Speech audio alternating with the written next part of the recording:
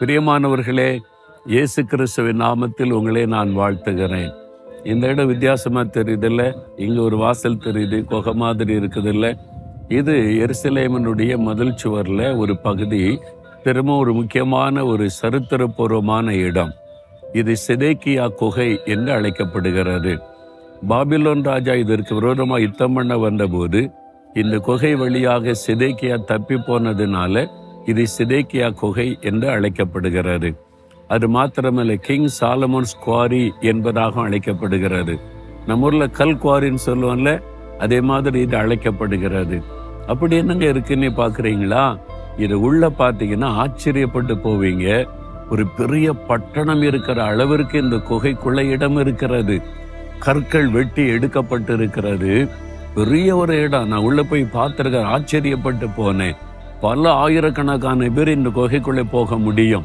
அவ்வளோ பெரிய விஸ்தாரமான இடம் உள்ள இருக்கிறது. ஆங்காங்கே கற்கள் தூண்களை போல நிறுத்தப்பட்டு மற்ற இடத்துலலாம் கற்கள் எடுக்கப்பட்டு இருக்கிறது. நான் ஆச்சரியப்பட்டது என்னது என்று விசாரித்த போதுதான் இது சாலமோன்ஸ் கல் குவாரி அப்படின்னா என்னன்னு விசாரித்த போதுதான் சொன்னாங்க.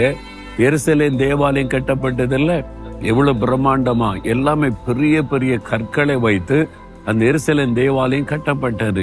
அந்த கற்கள் இங்கிருந்து தான் வெட்டி எடுக்கப்பட்டது. இங்கிருந்து அந்த நாட்கள்ல பெரிய பெரிய பாறைகளாக வெட்டி எடுத்து கொண்டு போய் தான் எருசலேம் தேவாலயம் கட்டி இருக்கிறாங்க. அப்ப மேலே எருசலேம் பட்டணம் இருக்கிறது, அதற்கு கீழ்ப்பகுதியிலே தான் அந்த பெரிய குகை இருக்கிறது. இது ஆச்சரியப்படத்தக்கதான ஒரு காரியம். நான் உள்ளே போய் பார்த்து விட்டு ரொம்ப ஆச்சரியப்பட்டு போனேன். இந்த மாதிரி பல ஆச்சரியமான காரியங்கள் எருசலேம் பட்டணத்தில் இருக்கிறது. சரி, இன்றைக்கு ஆண்டவர் எனக்கு என்ன வார்த்தை சொல்லுகிறார்? உபாகமம் 33 அதிகாரம் 29 வசனத்தின் பின்பகுதியில, கர்த்தர் உனக்கு சகாயம் செய்யும் கேடகமும் உனக்கு மகிமை பொருந்தின பட்டயமுமாயிருக்கிறார். கர்த்தர் உனக்கு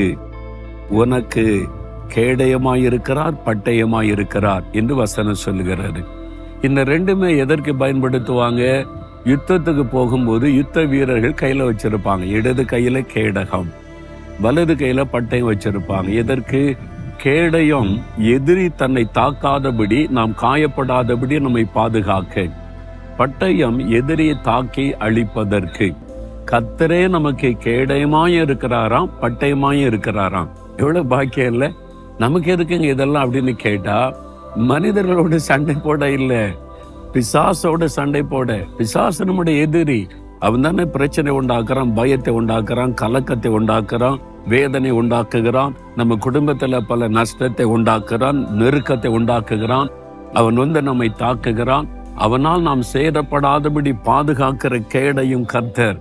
கர்த்தர் என் கேடையுமாய் இருக்கிறார். சாத்தானே, நீ என்னை சேதப்படுத்த முடியாதுன்னு தைரியமா சொல்லுங்க. கர்த்தர் என் பட்டயமா இருக்கிறார். உன்னை வெட்டி வீழ்த்தவன் சாத்தானேன்னு சொல்லி இயேசுவின் நாமத்தில் பிசாசை எதிர்த்து ஜெபிங்க. கர்த்தரை பட்டயமாயிருந்து அவனை துரத்தி அடிப்பார். ஒன்றும் உங்களை சேதப்படுத்த முடியாது. விசுவாசத்தோடு பயன்படுத்துங்க. கர்த்தர் என் கேடயம், சாத்தானே நீ என்னை சேதப்படுத்த முடியாது. கர்த்தர் என் பட்டயம், உன்னை இயேசுவின் நாமத்தில் வெட்டி வீழ்த்துகிறேன், வெளியேறி போ. அப்படி ஜெபிச்சு பாருங்க. பயம் போயிரும், கலக்கம் போயிரும், சூழ்நிலை மாறிடும்.